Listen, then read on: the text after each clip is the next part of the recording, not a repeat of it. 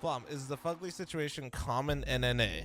No, that is common everywhere. I think EU is a little bit more tight-knit on their drama, but if you don't think that Europeans go through the same clusterfuck of drama that Fugly just put out, you are naive and dumb. So that Fugly situation, honestly, I'm low-key almost tempted to make this tweet like, hey Flom, why don't you like playing pro? Why don't you want to play pro again? And I just want to like link this. Because playing professional Counter-Strike, unless you are on like the top 10 teams in the world, and even then it's kind of like a stretch, it is one of the most, like, when you talk about like mental health or like things that are good for you overall, it is awful. You suffer the highest highs and the lowest lows, and you're literally, you don't realize it because you're younger, but you're essentially flying by the seat of your pants. Did you see PTR's reply? Low-key, I want to see him retire just so to spill the tea. I mean, bro, there's tons of people that will fucking I can spill tea. The problem is I just don't really feel like going around and throwing shade at people and spilling the beans isn't gonna change anything. It's not gonna change how the scene works. The only way you're gonna change how the scene works is basically by stripping the players of all power.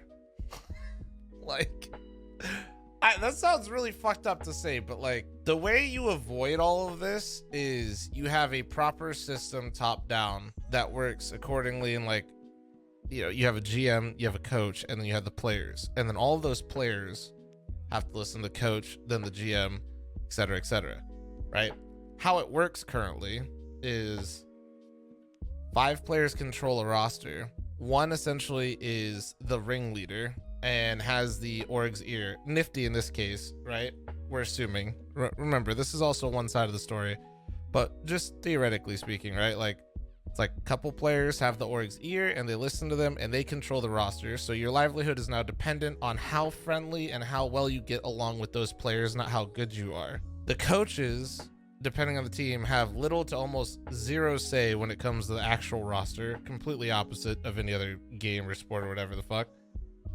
And there's literally, like, GMs are basically just glorified babysitters. So you got 5 kids, like, we'll just call them kids because a lot of them are like hella young, and I'm 27 now, so I get to pretend like I'm old. So you got 5 kids running around that have very little competitive experience when you think about like big picture, right?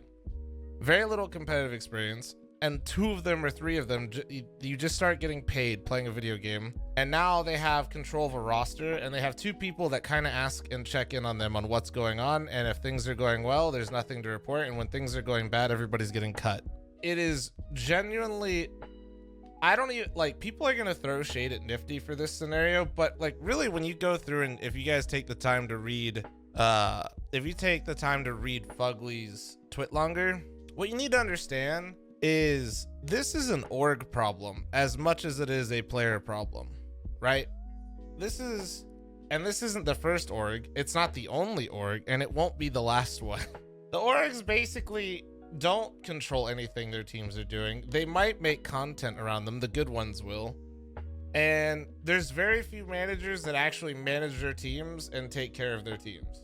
For the most part, managers are just collecting checks, and they are the middleman between whoever is controlling the roster and the org.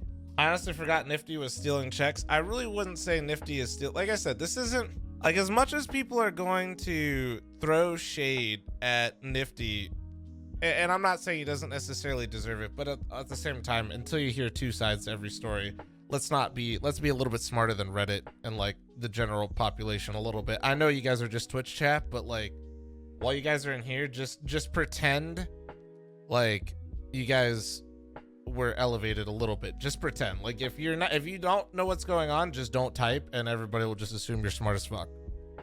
Right? The orgs have to take responsibility and manage their players. The problem is they don't. It's as simple as that. Like, there's no other. I don't give a fuck if Nifty is running around cutting everybody. he doesn't actually have the power to do that. The org is dumb enough to put him in a position where he's allowed to do that, and he shouldn't have been able to in the first place. Like that's my point. That's kind of like end rant. And he's not the only person that is put in these situations, and he won't be the last. It's pretty damn dysfunctional if a player on the roster determines other players on the roster. I'm gonna be very honest with you, Ray, with the exception of like 3 teams in the entire world. In Counter-Strike, that is how they all operate, Ray. I mean, essentially, like, you could even say, like, just so we're clear, like, Mythic works the same way. Did you see that rant from Semphis about Envy? I did not. Where is it this, or, oh, you're talking about the old one, right? I thought you were talking about a new one.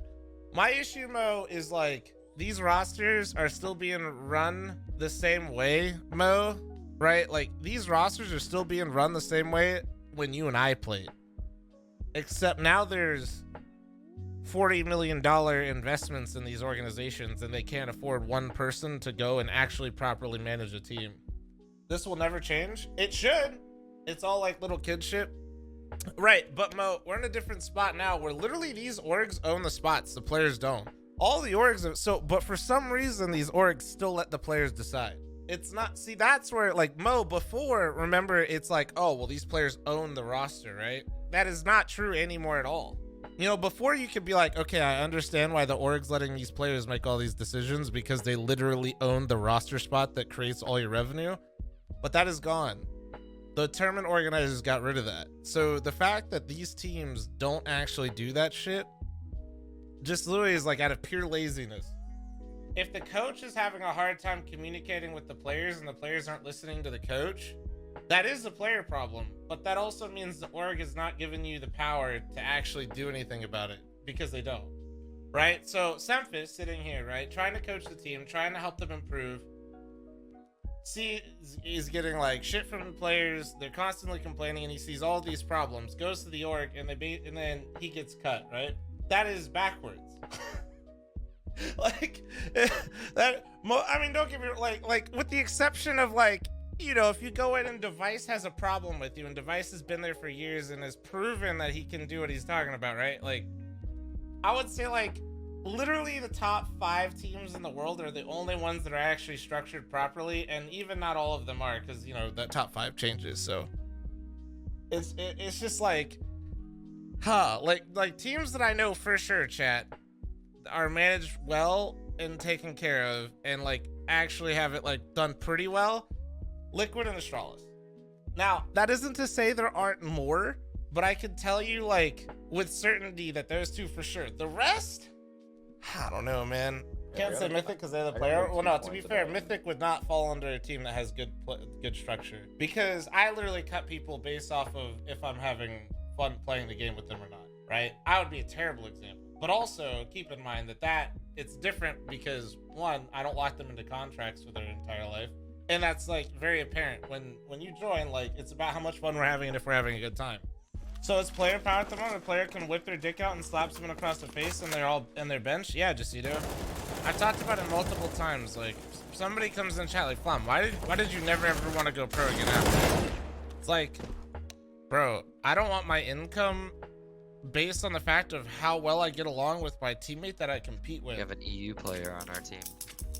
Like, do you realize how absurd that is? Like, let's just take like let's really think about it. You think it's a good idea that in an emotional and competitive environment that one of the players gets to decide who their teammate is? I don't care how smart or unbiased that player is, nobody's gonna be able to do that. Like, it's unbelievable that they get to do that.